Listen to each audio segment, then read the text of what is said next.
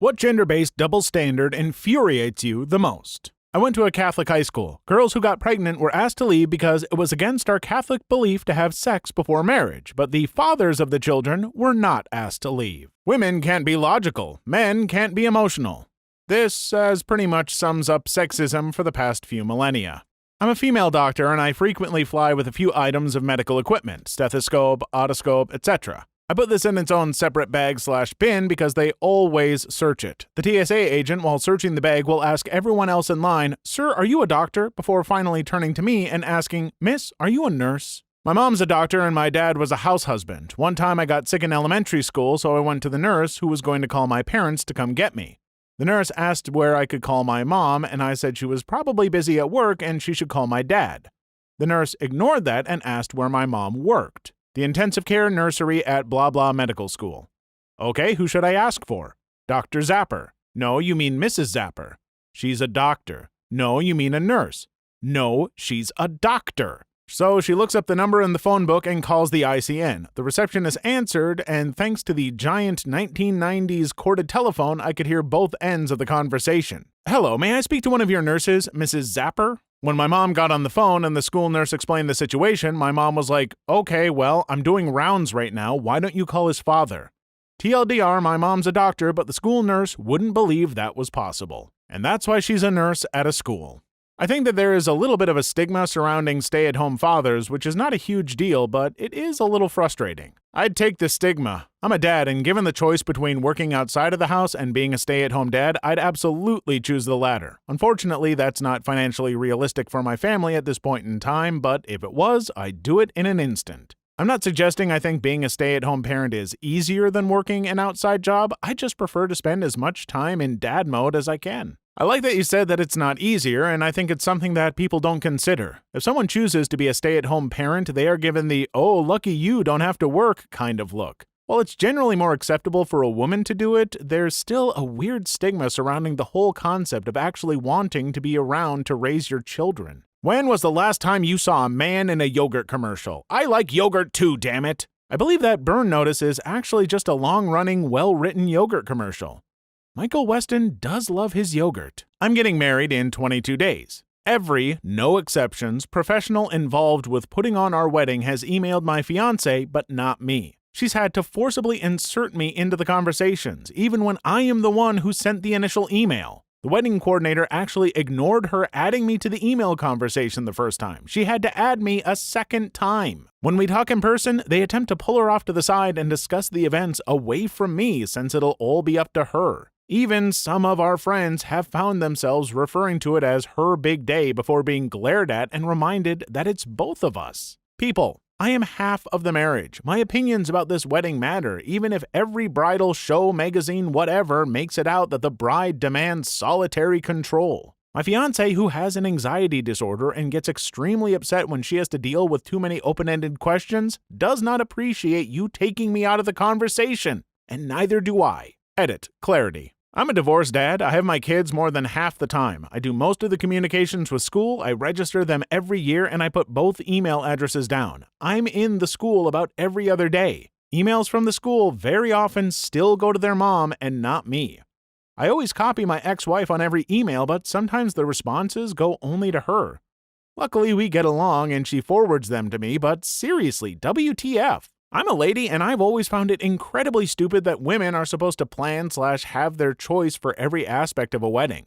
This is no longer the days where that one special day is all we get before we are thrust into a life of homemaking, so both people should have input on the wedding. I'm in several bands. I play saxophone mostly, as you might assume from my name.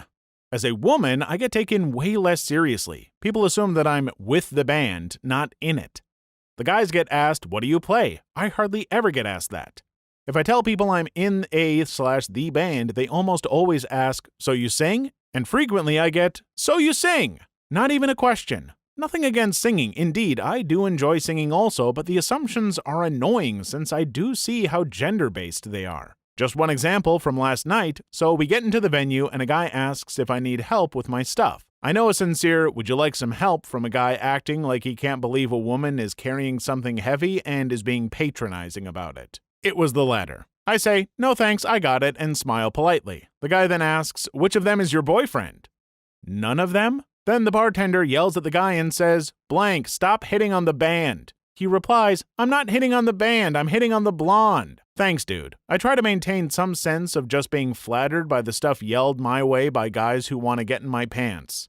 That's how I deal with it, and sometimes even enjoy it, despite knowing that the guys in my band don't have to think about being on as a sex object when performing. They don't have as much pressure to smile back and be friendly and not a B to the audience. They don't have to worry about not looking sexy enough to be a valued performer.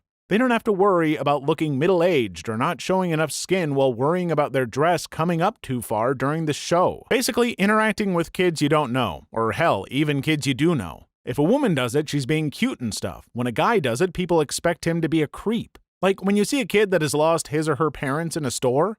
When a female takes that kid by the hand to search for his parents, it's a nice gesture to comfort the kid. When a guy does it, he's a potential arist. This. For reference, I'm a 23-year-old guy. Back in August, I went to a water park with some friends. At the water park, they had one of those playground things with a giant bucket that dumps 1,000 gallons of water on the people below every 90 seconds or so. My friends and I are having a blast just running around, shooting each other with the water guns and getting dumped on by the bucket. Some little kids see us playing and want to join in, so naturally I start playing with them too, shooting them with water, running around like an idiot. Guess who gets chastised by his friends for being a creeper? Me. So BS. Just because I'm good with kids doesn't mean I'm a pedophile. This BS gets me more angry than just about everything. For reference, I'm a 20-year-old guy. Almost all of my younger cousins are female. As is my duty as an older cousin, I'm often asked to babysit. I'm fine with this, as my little cousins are awesome. One day I'm at the park with my 4-year-old cousin watching her play in a sandbox with other kids when it begins to rain. So knowing that she can't run fast, I simply pick her up and begin to walk to the car. She starts to cry because apparently she has never had as much fun in her life as she did when she was in that sandbox. Some lady sees me carrying off a crying child and decides that I'm obviously trying to kidnap her, so she runs over and starts yelling at me. By this time, the rain is really starting to come down, so I ignore her and continue walking. This apparently threw the woman for a loop as she got in front of me and tried to take my little cousin from me. Being a rational person, I shoved the F out of her and put my little cousin into the car and drive off. Over the next hour, I had to tell the entire story no less than 4 times. The entire time the woman is standing in the background yelling profanities at me. So I ended up calling my cousin's mother to come over and set everything straight. TLDR, apparently male babysitters don't exist. Right now, in the next room, a family member is trying to convince someone it doesn't make him less of a man to report physical abuse at the hands of his C of a wife. Go help him! Trust me, I would be there in a second if I could, but he's a few states away and the crap happened like a week ago. He's fine right now, he's out of the country. It's not the first time it's happened, though. And it came up on the phone earlier. Apparently he dropped the divorce bomb tonight, so that's good. Those commercials where men cannot use paper towels. Only their wives know. Only women can unlock the power of wiping liquids off surfaces. It's all benevolent sexism where advertisers pitch to the sex of the person they think will buy the product based on an idea that people buy into, an amplified version of what their gender is supposed to be good at. We can all wipe liquids off surfaces. Men aren't too dumb to do it, and women aren't particularly skilled in the field. If I'm gone for a week, hardly anybody bats an eye. But while my wife was away for a week, the help came from every direction. Why the scare quotes? Because the help actually consisted of every female family member and friend of my wife treating me like an effing child. Cooking, cleaning, laundry, childcare, you name it, they assumed I couldn't handle it. And then the looks of condescension when I said I could manage just fine, thank you very much. Their mouths said, well, call if you need anything, but their eyes said, oh, his poor children. I appreciate offers of help, but not when they're founded on pity. And where's the help for my wife when I'm not around? That as a woman, I want to hold every drooly poopy baby that passes me by. Thanks. I've had people literally try to hand me their babies and I've turned them down. Do you want to hold her? Not really. Also, the times I have held babies, I feel no connection or sense of awe that I guess every other female feels, only awkwardness. Also, my friends mock me for the way I hold them. I'm a 22-year-old female and I have never held a baby in my life. Many have offered, but I politely refuse. To be quite honest, I can't stand them. Male elementary school teachers are always viewed as potential kitty fiddlers. That's funny, I've always liked male teachers more than female teachers. They just seem way more laid back than female teachers. Most of them anyway. One of my best friends was a teacher for 2 years, was what he went to college for. One of the reasons he quit was the fact that anytime a female student needed help after school or during his planning period, he had to call another teacher into the room to just sort of hang out. Due to the risk, he could be accused of something. 40 people died in an attack, including 20 women and children. I guess the rest were just men? Oh well. This comes from the days when every adult male was in the military. Women and children used to mean civilians. That doesn't make it any less stupid today, though. When a girl is being nice at a bar, she wants to have sex. When a guy is being nice at a bar, he is creepy. Neither of these are correct. Why isn't it socially acceptable to be kind to one another in a social setting? Also, for both genders, if you are nice to the opposite gender, you are flirting with them. Damn it, maybe I just want to make friends. This will get buried, but it has been something that was on my mind a lot. When I was 15, I was on my local soccer team, an all-girls team. We had a very religious girl on our team, but man, could she play. She led our team both in spirit and in score, and we were just lost without her. She was tiny, but she was fast and strong. Every Sunday game we had, though, she couldn't attend. She had to go to church.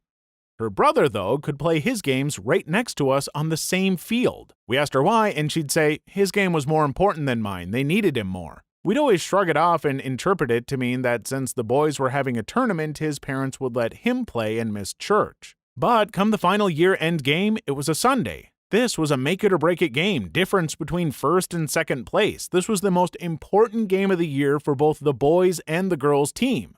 We'd been working up to this tournament all summer, and we were getting ready to wrap it up. The finals fell on a Sunday morning. She couldn't play. She had to go to church. Her brother attended. It may not be the double standard that affects me the most, but knowing how well that girl played, she could have gone pro. Easily. If not in soccer, then in track and field. Those parents may have ruined one of Canada's future greatest athletes by showing her that in their eyes, her accomplishments as an athlete weren't to be proud of any more than a kid being good at board games. That's pretty effing infuriating. Edit. Well, it looks like this wasn't buried. Don't I have egg on my face? Short girl. Adorable. Short guy. Lame or creepy. It makes me sad. As a guy who is 5 foot, I sadly approve this message. Edit. Wow, guys, thank you so much for the kind comments. I really was not expecting it out of this thread. I would say my confidence has been raised by a significant amount. Thank you, my Reddit brethren/cistern. I tend to be very attracted to men that are around my height, about 5'4". I have no problems with dating a guy shorter than me. There are girls out there like me. As a guy, I can sum up all my anger and rage in one sentence. Men are not allowed to be vulnerable. Sure you can, just not with crappy people. I'm a big hairy dude, and I've been completely open/vulnerable with close friends when really needed, just like they have with me. If a friend thinks less of you because you have basic human emotions, needs, and concerns, then they're not that close of a friend. That's fine. Not all friends are like that or share that connection, but men absolutely can be vulnerable. However, if your issue is that men can't be vulnerable all the time, then that's a bit different. Imagining a 25-year-old male virgin and a 25-year-old female virgin conjures up two different images. I'm a male babysitter. 2 times I've had people who, upon meeting me in person, apparently assumed I was a female, just had this look of sheer horror in their eyes, seemingly feeling that they need to grab their kid and run for it, lest the clean-shaven, nicely dressed, good-smelling, smiling 20-year-old snatched their child and started butt-awing it in the middle of their home, as apparently any male who is not from their family would do. Ugh. The thing that frustrates me the most is how open they are about it. Well, you have this perfect resume and references, but we think we'd go with a female. At least have the decency to make up some BS excuse. What's the difference between this and, well, you're a nice guy and all, but I don't want you dating my daughter because you're black/Hispanic/whatever. So frustrating. What infuriates me about double standards is that most people use it as a way to bash the offending gender instead of looking for ways to fix the problem. Or people will come on and say, as a man/woman, I don't do this. Sorry about my gender. Ugh. Don't apologize for your gender. Your gender did nothing wrong. Society as a whole did something wrong. Good news is these double standards can be fixed. It will take time, but it can be done. A common one I see is, why do I have to pay for everything? Ugh. It's not even as common today as people make it seem. Don't want to pay for everything? Don't date a person that expects you to. If they expect you to, despite the fact that you don't wish to do so, then you should dump them, not begrudgingly do something you don't want to do. This can be said for most double standards. You don't have to conform to them just because you think everyone else is. Part of how you break double standards is by not conforming to them. Consider how used to a dad being a stay-at-home parent was considered bad. Nowadays, it's definitely not as bad as it used to be, and it continues to get better every year that goes by. All double standards make me sad. However, they can be changed. It's a slow process. Bashing the offending gender won't change it. If we had enough money, I would absolutely love to be a stay-at-home dad and be able to dedicate that much time to my children. I work a lot of hours. Pains me I can't see my children as much as I'd like. In a recent large survey, thousands of people on their deathbeds were asked for their biggest regret. If I recall correctly, the number one answer was, I wish I hadn't worked so hard. I didn't get to see enough of my loved ones. I hope you can get creative and find a way. Edit. Damn, I just realized that was a big downer instead of motivation. Men being expected to ask girls out. I'd love to be asked out. I'm so dumb with emotions, I can't tell if someone is into me. Oh man, I don't know why, but I had to log in and tell this story. I am sure you and everyone here won't care, but darn it, I want to tell it. My ex broke my heart about 3 months ago, and I just finally got around to going back out on the social scene and attempt to socialize with people. I decided to visit a bar I'm considered a regular at and sat and chatted up with the bartenders while waiting for a friend to meet me. Eventually, this lovely woman stands right next to me and looks at the menu. I ask if she has ever been here before or ate here, and she said no. So I inquire as to what she's in the mood for and offer suggestions. Long story short, conversation flows with her and she goes back to her group of friends. My buddy eventually shows up, so we talk and the night goes on. Eventually, she comes back to order a drink and we strike up conversation again, and she informs me she is about to leave. We, oddly as you think I would have asked earlier, exchange names and she says to me, "It was great to meet you, name. I really hope to see you here again." Then she pauses for a long time, I look her dead in the eye and say, "Yeah, it was fun. Have a good night." The minute she walks away, I looked at my buddy and it instantly dawned on me that I should have asked for her number. Felt like such a clueless idiot. Alas, I have not seen her since. Please leave your story in the comments. I would love to make a video on them in the future. Also, don't forget to like and subscribe.